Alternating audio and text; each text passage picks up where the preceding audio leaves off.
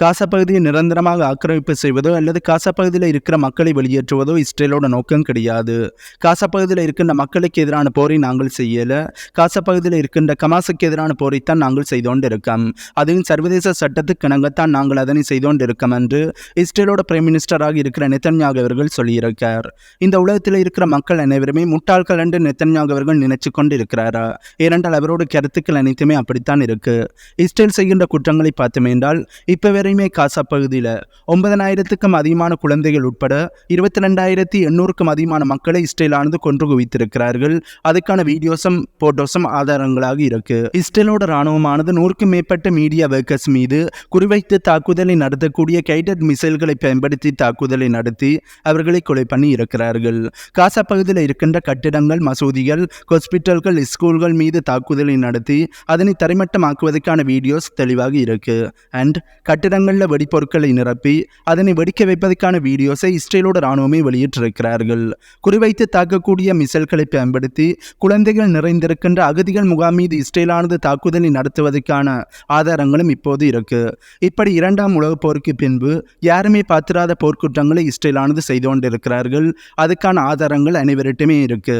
அது போட்டோஸாக இருக்கட்டும், வீடியோஸாக இருக்கட்டும், நேரில் பார்த்த சாட்சியாக இருக்கட்டும், அல்லது அந்த தாக்குதலால் பாதிப்படைந்த மக்களாக இருக்கட்டும், இப்படி நிறைய ஆதாரங்களானது கொட்டி கிடக்கின்றது. ஆனால் இஸ்ரேல் தரப்பில் இருந்து என்ன சொல்கிறார்கள்? நாங்கள் சர்வதேச சட்டத்துக்கு இணங்கத்தான் போரை செய்து கொண்டிருக்கோம் என்று கண்மூடித்தனமான ஒரு பொய்யை சொல்லிக் கொண்டிருக்கிறார்கள். ஏனென்றால் இந்த உலகத்தில் இருக்கிற மக்கள் முட்டாள்கள் என்று நெத்தன்யாகு அவர்கள் நினைச்சு கொண்டிருக்கிறார். இதனால தான் இப்படி மக்களை ஏமாற்றி விடலாம் என்று இப்படியான பொய்களை சொல்லிக் கொண்டிருக்கிறார். இப்படி நெத்தன்யாகு அவர்கள் தைரியமாக பேசுவதற்கு யார் காரணம் என்று பார்த்தோம் என்றால் வேறு யார்? அமெரிக்கா தான். அமெரிக்கா இஸ்ரேலுக்கு கொடுக்கின்ற சப்போர்ட் தான் இப்படி இஸ்ரேலானது காசா பகுதியில் தாக்குதலை மேற்கொண்டு இனப்படுகொலையும் போர்க்குற்றத்தையும் செய்வதற்கு காரணமாக இருக்கு. நெத்தன்யாகு அவர்களுக்கும் இஸ்ரேலுக்கும் என்ன ஒரு நம்பிக்கை என்றால், நாங்கள் என்ன போர்க்குற்றங்களையும் செய்யலாம், என்ன தவறுகளையும் செய்யலாம், ஆனால் எங்களுக்கு எதிரான கேள்விகளையும் எங்களுக்கு எதிரான நடவடிக்கையும் செய்ய விடாமல் அமெரிக்காவானது இஸ்ரேலை பாதுகாப்பார்கள் என்ற நம்பிக்கையானது இஸ்ரேலுக்கும் நெத்தன்யாகு அவர்களுக்கும் இருக்கு. இந்த தைரியமானது அவர்களுக்கு இருக்கின்றபடியால்தான் தொடர்ந்து காசா பகுதி மீது தாக்குதலை மேற்கொண்டு 22,800க்கும் அதிகமான மக்களை கொலை பண்ணி இருக்கிறார்கள். தொடர்ந்து போரை செய்து கொண்டு இருக்கிறார்கள். ஆகவே அமெரிக்கா இஸ்ரேலுக்கு கொடுக்கின்ற சப்போர்ட் தான் இஸ்ரேலை இப்படி போர்க்குற்றங்களை செய்ய வைக்குது. அது மட்டும் இல்லாமல் இஸ்ரேல் செய்கின்ற போர்க்குற்றங்களுக்கு அமெரிக்காவானது பக்க துணியாக இருக்கிறார்கள். ஆகவே அமெரிக்கா இஸ்ரேலுக்கு சப்போர்ட் பண்றதை நிறுத்தினா மட்டும்தான் இஸ்ரேல் செய்கின்ற போர்க்குற்றங்களை அவர்கள் நிறுத்துவார்கள். அப்படி இல்லையா தொடர்ந்து அவர்கள் தாக்குதலை செய்யத்தான் போறார்கள். சரி, அப்படி என்றால் இதற்கு என்னதான் முடிவு? அமெரிக்காவோட பவர் எப்பதான் குறையும் என்று பார்த்தோம் என்றால், ரஷ்யா சொன்ன மாதிரி புதிய ஒரு வேர்ல்ட் ஆர்டரானது உருவாக்கப்பட வேண்டும். ஏனென்றால் அனைத்து நாடுகளுக்கும் சமமான உரிமையானது கொடுக்கப்படும் போது அமெரிக்காவோட பவரானது குறையும். அமெரிக்கா என்னதான் இஸ்ரேலுக்கு சப்போர்ட் பண்ணினாலும் இஸ்ரேல் குற்றங்களை செய்தால் அதுக்கான தண்டனையானது அந்த புதிய வேர்ல்ட் ஆர்டரின் படி கொடுக்கப்படும். ஆகவே அனைத்து நாடுகளுக்கும் சமமான உரிமையானது கொடுக்கப்படும் போதுதான் அமெரிக்காவோட பவரானது குறையும். அப்போதுதான் யார் தவறு செய்தாலும், எந்த நாடு தவறு செய்தாலும் அவர்களுக்கான தண்டனையானது கொடுக்கப்படும். இப்போது என்ன நடக்குது என்பது உங்களுக்கே புரிஞ்சிருக்கும். அமெரிக்கா மிகப்பெரிய ஒரு வல்லரசு நாடாக இருக்கின்றபடியால் அமெரிக்கா சப்போர்ட் பண்ணுகின்ற இஸ்ரேல் என்ன ஒரு தவறை செய்தாலுமே யாருமே இஸ்ரேலுக்கு எதிரான தண்டனையை கொடுக்க முடியல. ஐநா சபையால் கூட இஸ்ரேலுக்கு எதிரான எந்த ஒரு நடவடிக்கையிலும் ஈடுபட முடியல. ஐநா சபையும் அமெரிக்காவுக்கு சார்பாகத்தான் நடந்து கொண்டு இருக்கு. ஆகவே மிகப்பெரிய ஒரு வல்லரசு நாடு மற்ற நாட்டுக்கு சப்போர்ட் பண்ணுகிறதோ, எந்த நாட்டுக்கு சப்போர்ட் பண்ணுகிறதோ அந்த நாடு இன்னும் குற்றத்தையும் செய்யலாம். அவர்களுக்கு எதிராக யாராலையும் கேள்வி கேட்க முடியாது. அதுதான் இந்த வேர்ல்ட் ஆர்டரில் நடந்து கொண்டு இருக்கு. ஆனால் புதிய ஒரு வேர்ல்ட் ஆர்டரானது உருவாக்கப்பட்டது என்றால் அதில் அனைத்து நாடுகளுக்குமே சமமான உரிமையானது கொடுக்கப்படும்.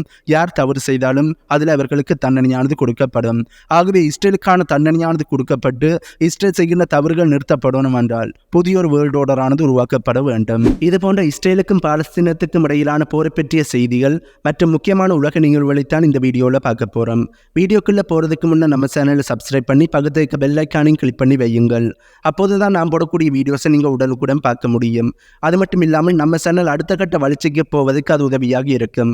ஆகவே நீங்கள் இந்த உதவியை செய்வீர்கள் என்ற நம்பிக்கையோட வீடியோக்குள்ள போகலாம். செங்கடல்ல கவுதி கிளர்ச்சியாளர்கள் செய்கின்ற தாக்குதலை நிறுத்தும்படி UN செக்யூரிட்டி கவுன்சிலானது கவுதி கிளர்ச்சியாளர்களுக்கு கோரிக்கையை முன்வைத்திருக்கிறார்கள் என்று ராய்டர்ஸ் ஆனது செய்தி வெளியிட்டிருக்கிறார்கள். இப்படி கவுதி கிளர்ச்சியாளர்களுக்கு UN செக்யூரிட்டி கவுன்சிலானது கோரிக்கையை முன்வைப்பதற்கு என்ன காரணம் என்று பார்த்தோம் என்றால், இஸ்ரேலோட பொருளாதாரமானது வீழ்ச்சி அடைந்து கொண்டு இருக்கு. செங்கடல் வழியாக இஸ்ரேலுக்கு போற கப்பலாக இருக்கட்டும் அல்லது இஸ்ரேலில் இருந்து செங்கடல் வழியாக வருகின்ற கப்பலாக இருக்கட்டும், இப்படி இஸ்ரேலோட கப்பல் அனைத்தின் மீதுமே செங்கடலில் இருக்கின்ற கவுதி கிளர்ச்சியாளர்கள் தொடர்ந்து தாக்குதலை செய்து கொண்டு இருக்கிறார்கள். இப்படி கவுதி கிளர்ச்சியாளர்கள் தொடர்ந்து இஸ்ரேலோட கப்பல் மீது தாக்குதலை செய்கிறபடியால் பிரைவேட் கப்பல் கம்பெனிகள் இந்த செங்கடல் கப்பல் பாதையை பயன்படுத்த மாட்டோம் என்று சொல்லி சவுத் ஆப்பிரிக்காவை சுற்றி இஸ்ரேலுக்கு போகிறார்கள். இதனால் அந்த சவுத் ஆப்பிரிக்காவை சுற்றி போகிற கப்பலில் இருக்கின்ற பொருட்களோட விலையானது அதிகரிக்க ஆரம்பிச்சிருக்கு. இது இஸ்ரேலோட பொருளாதாரத்தில் மிகப்பெரிய வீழ்ச்சியை ஏற்படுத்த ஆரம்பிச்சிருக்குன்றே சொல்ல முடியும். இஸ்ரேல் தங்களுடைய கப்பலை வெளியேற்றணும் என்றாலும், அதாவது தங்களுடைய கப்பலை வேறு நாட்டுக்கு கொண்டு போகணும் என்றாலும் இந்த செங்கடல் கப்பல் பாதையை பயன்படுத்த முடியாது. சவுத் ஆப்பிரிக்காவை சுற்றித்தான் போக வேண்டி இருக்கு. இதனால் இஸ்ரேலோட பொருளாதாரமானது ரொம்பவே மிகப்பெரிய ஒரு பாதிப்பை சந்தித்திருக்குன்றே சொல்ல முடியும். இதற்கு என்ன காரணம்? கவுதி கிளர்ச்சியாளர்கள் செங்கடல் வழியாக போகின்ற இஸ்ரேலோட கப்பல் மீது தாக்குதலை நடத்துவதுதான் இதற்கு முக்கியமான காரணமாக இருக்கு. இதனால தான் UN செக்யூரிட்டி கவுன்சில் ஆனது செங்கடல்ல கவுதி கிளர்ச்சியாளர்கள் செய்கின்ற தாக்குதலை நிறுத்தும்படி கோரிக்கையை முன்வைத்திருக்கிறார்கள். அதே இஸ்ரேலுக்கு ஒன்றென்றால் அமெரிக்கா, மேற்குலக நாடுகளும் ஐநா சபையும் இஸ்ரேலை பாதுகாப்பதற்காண்டி படாத பாடுபட்டு கொண்டு இருக்கிறார்கள். இஸ்ரேலுக்கு எதிரான ஐநா சபையில் எந்த ஒரு தீர்மானமுமே கொண்டு வரப்படையில. இஸ்ரேல் காசா பகுதியில் போர்க்குற்றங்களை செய்கிறார்கள். அதுக்கு எதிராக ஐநா சபையில் எந்த ஒரு தீர்மானமும் கொண்டு வரப்படையில. ஏனென்றால் அமெரிக்கா தன்னுடைய வீட்டோவை பயன்படுத்தி இஸ்ரேலை காப்பாற்றிக் கொண்டு இருக்கிறார்கள். அது மட்டும் இல்லாமல் இஸ்ரேலோட பொருளாதாரமானது பாதிக்கப்படுதன்றோடன கவுதி கிளர்ச்சியாளர்கள் செய்கின்ற தாக்குதலை நிறுத்தணும் என்று UN செக்யூரிட்டி கவுன்சில் ஆனது கோரிக்கையை முன்வைத்திருக்கிறார்கள். இதே நேரத்தில் அமெரிக்காவோட ஆண்டனி பிளிங்கன் அவர்கள் அரபு நாடுகளுக்கு விசிட் பண்ணி இஸ்ரேலுக்கு எதிரான எந்த ஒரு தாக்குதலையும் செய்துவிடக்கூடாது, இஸ்ரேலுக்கும் காசாக்கும் இடையிலான போரானது பிராந்தியத்தில் மிகப்பெரிய ஒரு போராக வந்துவிடக்கூடாது என்று அரபு நாடுகளை சமாதானப்படுத்துவதற்கும் அவர்களுக்கு நிறைய ஒப்புரை கொடுத்து அரபுலக நாடுகளையும் இஸ்ரேலுக்கு ஆதரவாக கொண்டு வருவதற்காண்டு படாத பாடுபட்டு அரபுலக நாடுகளுக்கு விசிட் பண்ணி அரபுலக நாடுகளை இஸ்ரேலுக்கு ஆதரவாக கொண்டு வந்து விட்டார். இப்போது அவர் ஆண்டனி பிளிங்கன் அவர்கள் இஸ்ரேலுக்கு விசிட் பண்ணி இருக்கார். இப்படி அமெரிக்காவானது இஸ்ரேலை பாதுகாப்பதற்காண்டி படாத பாடுபட்டு கொண்டிருக்கிறார்கள். இஸ்ரேலுக்கு ஆதரவான முடிவுகளை எடுப்பதற்காண்டி அரபுலக நாடுகளுக்கு நிறைய ஒப்பரை கொடுத்து கொண்டு இருக்கிறார்கள். ஆகவே இஸ்ரேலுக்கு ஒன்றென்றால் மேற்குலக நாடுகளும் அமெரிக்காவும் ஐநா சபையும் ஓடோடி வந்து விடுகிறார்கள். இதெல்லாம் எனக்கு என்னென்றே புரியல. போர்க்குற்றத்தை செய்வதும் குற்றங்களை செய்வதும் இந்த இஸ்ரேல் தான். ஆனால் இஸ்ரேலை பாதுகாப்பதற்காண்டி இவர்கள் ஓடி வருவதுதான் என்ன நியாயம் என்று எனக்கு புரியல. இதுவே ரஷ்யாவானது ஏதாவது செய்திருந்தால் அவர்களுக்கு எதிராக இவர்கள் அனைவருமே ஒன்று திரண்டு ரஷ்யாவுக்கு எதிரான பொருளாதார தடைகளை போட்டிருப்பார்கள். ரஷ்யா உக்ரைன் போரில் இப்படித்தான் இவர்கள் செய்யப்பட்டு கொண்டு இருக்கிறார்கள். ஆனால் இங்கே குற்றத்தை செய்பவர்களுக்குத்தான் இவர்கள் சப்போர்ட் பண்ணி கொண்டு இருக்கிறார்கள். இது என்ன நியாயம் என்று எனக்கு புரியல. அமெரிக்க தலைமையிலான இராணுவ படைகளானது விரைவாகவும் ஒழுங்காகவும் தனது மண்ணிலிருந்து வெளியேறணும் என்று ஈராக்கானது விரும்புகிறது என்றும் இதற்காண்டி நாங்கள் ஒரு காலக்கெடுவை முடிவு பண்ணலாம். இதனால் இராணுவ வீரர்கள் ஒழுங்காகவும் விரைவாகவும் ஈராக்கில் இருந்து வெளியேற முடியும். இதற்கு நீண்ட காலமானது எடுக்காது. ஏனென்றால் ஈராக்கில் இருக்கின்ற அமெரிக்காவோட இராணுவ தளங்கள் மீது தொடர்ந்து தாக்குதலானது இடம்பெற்றுக் கொண்டிருக்கின்ற ஈராக்கோட பிரைம் மினிஸ்டர் ராய்டஸ் சொல்லியிருக்கார். ஈராக்கோட இராணுவமானது இவ்வளவு நாளுமே அமெரிக்காவோட இராணுவ பேசை பாதுகாத்துக் கொண்டிருந்தார்கள். அதுவும் ஈராக்கில் இருக்கின்ற கிளர்ச்சி அமைப்புகள் அமெரிக்காவோட இராணுவ தளங்கள் மீது செய்கின்ற தாக்குதலைத்தான் இவர்கள் தடுத்து கொண்டிருந்தார்கள். அதில் இருந்துதான் அமெரிக்காவோட இராணுவ தளங்களை பாதுகாத்துக் கொண்டிருந்தார்கள். ஆனால் ஈராக்கில் இருக்கின்ற இராணுவமானது அமெரிக்காவோட இராணுவ தளங்களுக்கு பாதுகாப்பை கொடுக்க போவதில்லை. ஏனென்றால் ஈராக்கில் இருக்கின்ற மக்களாக இருக்கட்டும், ஈராக்கில் இருக்கின்ற கிளர்ச்சி அமைப்புகளாக இருக்கட்டும், ஈராக்கோட அரசாங்கமாக இருக்கட்டும், அவர்களுக்கு அமெரிக்காவோட இராணுவ தளங்களும் அமெரிக்காவோட இராணுவ வீரர்களும் ஈராக்கில் இருப்பது பிடிக்கல. இதனால தான் இனி அமெரிக்காவோட இராணுவ தளங்களுக்கு ஈராக்கோட அரசாங்கமாக இருக்கட்டும், ஈராக்கோட இராணுவமாக இருக்கட்டும் எந்த விதமான பாதிப்பையும் கொடுக்க மாட்டார்கள். ஏற்கனவே அமெரிக்காவோட இராணுவத்தை ஈராக்கில் இருந்து வெளியேறும்படி ஈராக்கோட அரசாங்கமானது சொல்லிவிட்டார்கள். அதனை மீறித்தான் அமெரிக்காவோட இராணுவமானது ஈராக்கில் இருக்கிறார்கள். சரி, அப்படி என்றால் அமெரிக்காவோட இராணுவமானது ஈராக்கில் இருந்து வெளியேறி விடுவார்களா என்று கேட்டால் அதுக்கான வாய்ப்பானது இல்லை என்றுதான் சொல்ல முடியும். ஏற்கனவே அமெரிக்காவோட பென்டகனானது இப்போதைக்கு ஈராக்கிலிருந்து வெளியேறுவதற்கான எந்த ஒரு திட்டமும் தங்கள்கிட்ட இல்லை என்று சொல்லியிருக்கிறார்கள். ஆகவே இப்போதைக்கு அமெரிக்காவோட இராணுவமானது ஈராக்கிலிருந்து வெளியேற போகிறது கிடையாது. ஆகவே ஈராக்கோட அரசாங்கமானது அமெரிக்காவுக்கு ஒரு காலக்கெடுவை கொடுத்தா மட்டும்தான் அமெரிக்காவுக்கு இருக்கின்ற அழுத்தமானது அடுத்த கட்டத்துக்கு போய் அவர்கள் ஈராக்கில் இருந்து வெளியேறுவதா இல்லையா என்ற ஒரு முடிவை யோசிப்பார்கள். அப்படி அதிகமான அழுத்தத்தை அமெரிக்கா அரசாங்கத்துக்கு கொடுக்காட்டி அமெரிக்காவானது ஈராக்கில் இருந்து வெளியேற மாட்டார்கள். ஆகவே ஈராக்கோட அரசாங்கம் தான் அதிகளவான அழுத்தத்தை அமெரிக்க அரசாங்கத்துக்கு கொடுக்கணும். அப்படி கொடுக்கும்போது தான் அமெரிக்க அரசாங்கமானது ஈராக்கில் இருந்து வெளியேறணும் என்ற ஒரு முடிவை எடுக்கக்கூடிய வாய்ப்புகள் இருக்கு. அமெரிக்காவோட ஸ்டேட் செக்ரட்டரியாக இருக்கிற ஆண்டனி பிளிங்கன் பிளிங்கன் அவர்கள் அரபுலக நாடுகளுக்கு விசிட் பண்ணிட்டு இப்போது இறுதியாக இஸ்ரேலுக்கு விசிட் பண்ணி இருக்கார். இதன்போது இஸ்ரேலோட வார் கேபினட்டுடனான சந்திப்பில் ஹமாஸை முழுமையாக அழிக்கணும் என்ற இஸ்ரேலோட யோசனையானது சாத்தியமற்றது என்பதை சொல்லியிருக்கார் என்று இஸ்ரேலோட சனல் 13 என்ற செய்தி ஊடகமானது செய்தி வெளியிட்டிருக்கிறார்கள். இப்படி இந்த இஸ்ரேல் பாலஸ்தீன் போரானது ஆரம்பித்த போதே ஹமாஸை முழுமையாக அழிக்க முடியாது என்பது அனைவருக்குமே தெரிஞ்சிருந்தது. ஆனால் அப்போது அமெரிக்காவானது இதனை சொல்லாமல் இஸ்ரேலோட தாக்குதலால் 22,800க்கும் அதிகமான மக்கள் தங்களுடைய உயிர்களை இழந்த பிறகுதான் அமெரிக்கா இதனை சொல்லியிருக்கிறார்கள். இதற்கு இதனை என்னென்று சொல்றது என்று எனக்கு தெரியல. இதனை அமெரிக்காவானது முதலில் சொல்லியிருந்தால் இஸ்ரேலானது வேறு வழியை யோசித்திருக்கக்கூடிய வாய்ப்புகள் இருக்கு. இஸ்ரேல் காசா பகுதி மீதான போரை செய்திருக்கக்கூடிய வாய்ப்புகள் குறைவாக இருந்திருக்கும். ஆனால் 22,800க்கும் அதிகமான மக்கள் உயிரிழந்த பிறகுதான் அமெரிக்கா இதனை சொல்லியிருக்கிறார்கள். சரி, இப்போது இந்த போரை இஸ்ரேலானது நிறுத்துவார்கள் என்று கேட்டால் அதற்கான வாய்ப்பானது கிடையாது. ஆண்டனி பிளிங்கனோட பேச்சை இஸ்ரேலானது கேட்க மாட்டார்கள். இதுவே இந்த இஸ்ரேல் பாலஸ்தீன் போரானது ஆரம்பித்த போது அமெரிக்கா இதனை சொல்லி இஸ்ரேலுக்கு கடுமையான அழுத்தங்களை கொடுத்திருந்தால் இஸ்ரேலானது காசா பகுதி மீது தாக்குதலை செய்திருக்க மாட்டார்கள். ஆனால் இப்படி போரை ஆரம்பித்து 90 நாட்களை தாண்டி இந்த போரானது போய்கொண்டு இருக்கும்போது இஸ்ரேலானது இந்த போரை நிறுத்துவார்களா? கட்டாயம் நிறுத்த மாட்டார்கள்.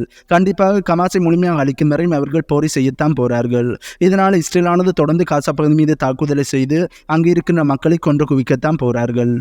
சரி, இதனை மீறி ஆண்டனி பிளிங்கனோட பேச்சை கேட்டு இஸ்ரேலானது போரை நிறுத்தினார்கள் என்றால் அப்பாவி பொதுமக்கள் கொல்லப்படுறது நிறுத்தப்படும். சரி, ஆண்டனி பிளிங்கன் அவர்கள் ஹமாஸை முழுமையாக அளிக்கின்ற யோசனையானது சாத்தியமற்றது என்று சொல்வதற்கு என்ன காரணம் என்று பார்த்தோம் என்றால், காசா பகுதியில் வடக்கு காசா பகுதியை இஸ்ரேலானது முழுமையாக கைப்பற்றி விட்டார்கள்.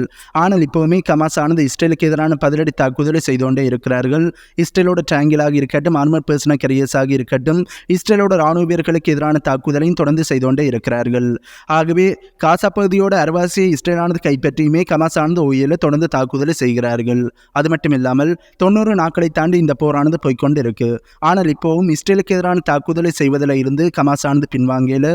இஸ்ரேலோட பேச்சுவார்த்தையை நடத்துவதற்கும் ஹமாஸானது வரையில, பேச்சுவார்த்தைக்கும் அவர்கள் தயாராக இல்லை.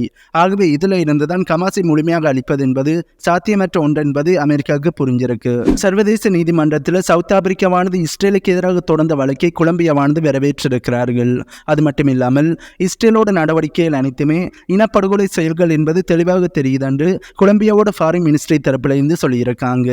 சரி, இந்த விஷயத்தில் அதாவது இஸ்ரேலுக்கு எதிரான வழக்கில் சவுத் ஆப்பிரிக்காவுக்கு எந்தெந்த நாடுகள் சப்போர்ட் பண்ணி கொண்டு இருக்கிறார்கள் என்று பார்த்தோம் என்றால் ஈரான், துருக்கி, ஸ்பெயின், கொலம்பியா, பிரேசில் மற்றும் அரபுலக நாடுகள் சப்போர்ட் பண்ணி கொண்டு இருக்கிறார்கள். பரவாயில்லை, அரபுலக நாடுகள் பாலஸ்தீனத்துக்கு ஆதரவான நடவடிக்கையில் ஈடுபடாமல் இருப்பதற்கு சவுத் ஆப்பிரிக்கா இஸ்ரேலுக்கு எதிரான வழக்கை தொடர்ந்திருக்கும் போது இதில் சவுத் ஆப்பிரிக்காவுக்கு சப்போர்ட் பண்ணி இருப்பது பெரிய விஷயம்தான். ஆனால் இதே நேரத்தில் அமெரிக்கா மற்றும் மேற்குலக நாடுகள் இந்த விஷயத்தில் சவுத் ஆப்பிரிக்காவுக்கு எதிராகத்தான் இருக்கிறார்கள். அதையும் அமெரிக்காவோட ஸ்டேட் செக்ரட்டரியாக இருக்கிற ஆண்டனி பிளிங்கன் அவர்கள் இஸ்ரேலானது எந்த போர்க்குற்றத்தையும் செய்யல, சவுத் ஆப்பிரிக்கா இப்படி வழக்கை தொடர்ந்திருப்பதற்கு எந்த ஒரு ஆதாரமும் கிடையாது, அதாவது சவுத் ஆப்பிரிக்காட்ட ஆதாரமானது கிடையாது, இஸ்ரேலானது எந்த போர்க்குற்றத்தையும் செய்யல, இஸ்ரேல் மேல எந்த தவறுமே இல்லை என்று இஸ்ரேலுக்கு அமெரிக்காவானது சொம்பு தூக்கி கொண்டு இருக்கிறார்கள். இதில் இருந்த அமெரிக்கா மற்றும் மேற்குலக நாடுகள் இஸ்ரேல் பக்கம்தான் நிற்க போறார்கள் என்பது தெளிவாக தெரியுது. அது மட்டும் இல்லாமல் சவுத் ஆப்பிரிக்கா என்னதான் வழக்கை தொடர்ந்திருந்தாலும் இஸ்ரேலுக்கு எதிரான நடவடிக்கையில் ஈடுபடுவதற்கு இன்டர்நேஷனல் கிரிமினல் கோர்ட்டுக்கு அமெரிக்காவானது அனுமதியை கொடுக்க மாட்டார்கள். அமெரிக்கா இன்டர்நேஷனல் கிரிமினல் கோர்ட்டுக்கு அதிகமான அழுத்தங்களை கொடுத்து இஸ்ரேலுக்கு எதிரான கருத்துக்களையும் இஸ்ரேலுக்கு எதிரான தீர்ப்பை வழங்குவதற்கு அனுமதியை கொடுக்க மாட்டார்கள். இதுதான் நடக்கப் போகின்றது. என்னதான் சவுத் ஆப்பிரிக்கா இஸ்ரேலுக்கு எதிரான வழக்கை தொடர்ந்திருந்தாலும் இதில் இஸ்ரேலுக்கு எந்த விதமான தண்டனையும் வழங்கப்பட போறதில்லை. அதையும் அமெரிக்கா இஸ்ரேலுக்கு சப்போர்ட் பண்ணும் வரையும் இஸ்ரேலுக்கு எதிராக எந்த ஒரு தண்டனையும் வழங்கப்பட போறதில்லை என்பதுதான் நிதர்சனமான உண்மையாக இருக்கு. கட்டிடங்களை அழிப்பதற்காண்டி ஆன்டி டேங்க் மிசைல்களை ஹிஸ்புல்லாவானது பயன்படுத்துகிறார்கள் என்று இஸ்ரேலோட மீடியாவானது ரிப்போர்ட் பண்ணி இருக்கிறார்கள். இப்படி கட்டிடங்களை அழிப்பதற்காண்டி ஆன்டி டேங்க் மிசைல்களை இந்த உலகத்திலேயே முதல் தடவையாக ஹிஸ்புல்லா தான் பயன்படுத்தி இருக்கிறார்கள் என்றும் இதற்கான டிஃபென்ஸ் சிஸ்டமானது இல்லை என்றும் சொல்லப்படுகின்றது. சரி, இந்த ஆன்டி டேங்க் மிசைல்களானது ஏன் கண்டுபிடிக்கப்பட்டது என்று பார்த்தோம் என்றால் டேங்கிகளை அழிப்பதை நோக்கமாக கொண்டுதான் இந்த ஆன்டி டேங்க் மிசைல்களானது கண்டுபிடிக்கப்பட்டிருக்கு. ஆனால் ஹிஸ்புல்லா அமைப்பானது அதனை கட்டிடங்களை அழிப்பதற்காண்டி பயன்படுத்தி கொண்டு இருக்கிறார்கள். அதுவும் ஹிஸ்புல்லா தரப்பில் இருந்து ரஷ்யாவோட கோர்னெட் ஆன்டி டேங்க் மிசைல்களைத்தான் டேங்கிகளை அழிப்பதற்காண்டி முதல்ல பயன்படுத்தி கொண்டிருந்தார்கள். அந்த மிசைல்களை பயன்படுத்தி இஸ்ரேலோட டேங்கிகளை துல்லியமாக தாக்கி அழித்திருந்தார்கள் என்பதும் குறிப்பிடத்தக்கது. இப்படி இருக்கையில் தான் கட்டிடங்களில் இருக்கின்ற இஸ்ரேலோட ராணுவத்தை அழிப்பதற்காண்டி ஹிஸ்புல்லா அமைப்பானது ரஷ்யாவோட கோர்னெட் ஆன்டி டேங்க் மிசைல்களை பயன்படுத்த ஆரம்பித்திருக்கிறார்கள். ஹிஸ்புல்லா அமைப்பிட்ட அதிநவீன ஆயுதங்களானது இருக்கு என்பது அனைவருக்குமே தெரியும். ஆனால் அதனை இப்படி வித்தியாசமாக திறம்பட ஹிஸ்புல்லா அமைப்பானது பயன்படுத்துவார்கள் என்பதை யாருமே எதிர்பார்க்கல. ஆகவே ஹிஸ்புல்லாக்கும் இஸ்ரேலுக்கும் இடையிலான போரானது வரும்போது நிறைய புதுமையான விஷயங்களை நாங்கள் எதிர்பார்க்க முடியும். நிறைய ஆயுதங்களை வித்தியாசமான முறையில் ஹிஸ்புல்லா அமைப்பானது பயன்படுத்துவார்கள் என்பதையும் நாங்கள் எதிர்பார்க்க முடியும். முக்கியமான ஐரோப்பிய ஒன்றிய நாடுகள் மோசமான காலத்தை சந்தித்துக் கொண்டிருக்கிறார்கள். இதனால் அவர்களோட பொருளாதாரமானது வீழ்ச்சி அடைந்து கொண்டிருக்கு. ஆனால் ரஷ்யாவோட பொருளாதாரமானது வளர்ச்சி அடைந்து கொண்டிருக்கு. உண்மையை சொல்லணும் என்றால் ரஷ்யா ஐரோப்பிய ஒன்றிய நாடுகளை நம்பி இருப்பதை விட, அதாவது ஐரோப்பிய ஒன்றிய நாடுகளை சார்ந்திருப்பதை விட ஐரோப்பிய ஒன்றிய நாடுகள் தான் அதிகமாக ரஷ்யாவை சார்ந்திருக்கிறார்கள் என்று ரஷ்யாவோட பிரசிடண்டாக இருக்கிற புடின் அவர்கள் சொல்லியிருக்கார். இவர் சொல்வது உண்மையாகத்தான் இருக்கு. இந்த ரஷ்யா உக்ரைன் போரானது ஆரம்பித்த பிறகு ரஷ்யாவை தனிமைப்படுத்தணும் என்றதுக்காண்டி ரஷ்யாவிலிருந்து இறக்குமதி செய்கின்ற பொருட்களை ஐரோப்பிய ஒன்றிய நாடுகளானது தடை பண்ண ஆரம்பித்திருந்தார்கள். ஆனால் இதில் முக்கியமான விஷயம் என்னவென்றால் ரஷ்யா தான் குறைந்த விலைக்கு ஐரோப்பிய ஒன்றிய நாடுகளுக்கு பொருட்களை ஏற்றுமதி செய்து கொண்டு இருந்தார்கள். ஆனால் அதனை ஐரோப்பிய ஒன்றிய நாடுகள் மறந்து ரஷ்யாட்ட இருந்து இறக்குமதி செய்கின்ற பொருட்களுக்கு தடையை விதித்து அமெரிக்காட்ட இருந்து அதிக விலை கொடுத்து கச்சா எண்ணெயாக இருக்கட்டும், இயற்கை எரிவாயுவாக இருக்கட்டும் அதனை வாங்க ஆரம்பித்திருந்தார்கள். இப்படி அதிக விலை கொடுத்து அமெரிக்காட்ட இருந்து பொருட்களை வாங்குகின்றபடியால் ஐரோப்பிய ஒன்றியத்தோட பொருளாதாரமானது படுத்துடுச்சு என்றே சொல்ல முடியும். ஆகவே ஐரோப்பிய ஒன்றியத்தோட பொருளாதாரமானது வீழ்ச்சி அடைந்ததுக்கு முக்கியமான காரணம் ரஷ்யாட்ட இருந்து பொருட்களை இறக்குமதி செய்வதை ஐரோப்பிய ஒன்றியமானது இடைமறித்தது மட்டும்தான்.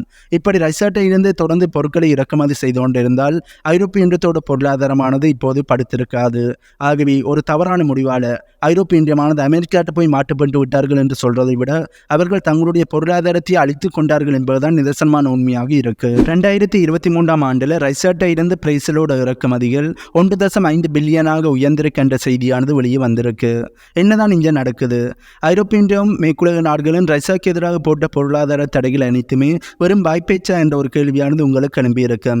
என்னை பொறுத்தவரை அது உண்மையாகத்தான் இருக்கு போல இருக்கு. ரஷ்யாவுக்கும் உக்ரைனுக்கும் இடையிலான போரானது ஆரம்பித்த பிறகு மேற்குலக நாடுகளும் அமெரிக்காவும் ஐரோப்பிய ஒன்றிய நாடுகளும் ரஷ்யாவுக்கு எதிராக நிறைய பொருளாதார தடைகளை போட்டு ரஷ்யாவை தனிமைப்படுத்தின நடவடிக்கையில் ஈடுபட்டிருந்தார்கள். இதனால் ரஷ்யாவோட பொருளாதாரமானது பாதிக்கப்படும் என்றுதான் மேற்குலக நாடுகள் நினைச்சு கொண்டு இருந்தார்கள். ஆனால் இப்போ வரையும் ரஷ்யாவோட பொருளாதாரமானது பாதிக்கப்படையில. ஏன் மேற்குலக நாடுகளும் ஐரோப்பிய ஒன்றிய நாடுகளும் ரஷ்யாவுக்கு எதிராக போட்ட பொருளாதார தடைகளை அவர்கள் ஒழுங்காக ஃபாலோ பண்ணினார்களா என்பதே ஒரு கேள்வியாக இருக்கு. ஏனென்றால் 1.5 பில்லியன் அளவில் பிரேசிலானது ரஷ்யாட்ட இருந்து இறக்குமதிகளை அதிகப்படுத்தி இருக்கிறார்கள். அதுவும் மேற்குலக நாடுகளும் ஐரோப்பிய ஒன்றிய நாடுகளும் ரஷ்யாவுக்கு எதிராக பொருளாதார தடைகளை போட்டிருக்கிற ஆண்டில் தான் இப்படி இந்த இறக்குமதிகளானது அதிகரிச்சிருக்கு. ஆகவே மேற்குலக நாடுகள் மற்றும் ஐரோப்பிய ஒன்றிய நாடுகளோட பொருளாதார தடைகளானது வெறும் வாய்ப்பேச்சாகத்தான் இருந்திருக்கென்றே சொல்ல முடியும். வீடியோவை முடிக்க முன்னம் அனைவரிட்டையும் ஒரு பணிவான வேண்டுகோள். இந்த இஸ்ரேல் பாலஸ்தீன் போரை பற்றிய உண்மை செய்திகளை வெளிப்படையாக சொல்லுகின்ற சேனல்களுக்கு நிறைய பிரச்சனைகள் வருவதாகவும் அந்த சேனல்கள் எப்போ வேணாலும் முடக்கப்படக்கூடிய வாய்ப்புகள் இருக்கின்ற பயமானது நிலவி வருகின்றது. ஆகவே அந்த ஒரு சூழ்நிலை எங்களுடைய சேனலுக்கு மேற்படக்கூடிய வாய்ப்புகள் ரொம்பவே அதிகமாக இருக்கின்றபடியால் நாங்கள் ஒரு பேக்கப் சேனலை கிரியேட் பண்ணி வச்சிருக்கோம். அந்த சேனலுக்கான லிங்கை கீழே டிஸ்கிரிப்ஷனில் கொடுக்குறோம். கிளிக் பண்ணி சப்ஸ்கிரைப் பண்ணி வையுங்கள். அந்த சேனல்லையும் ரஷ்யா உக்ரைன் போர், இஸ்ரேல் பாலஸ்தீன் போரை பற்றிய செய்திகள் மற்றும் பல முக்கியமான வீடியோக்களை அப்லோட் பண்ணுவோம். ஆகவே மறக்காமல் அந்த சேனலை சப்ஸ்கிரைப் பண்ணி வையுங்கள்.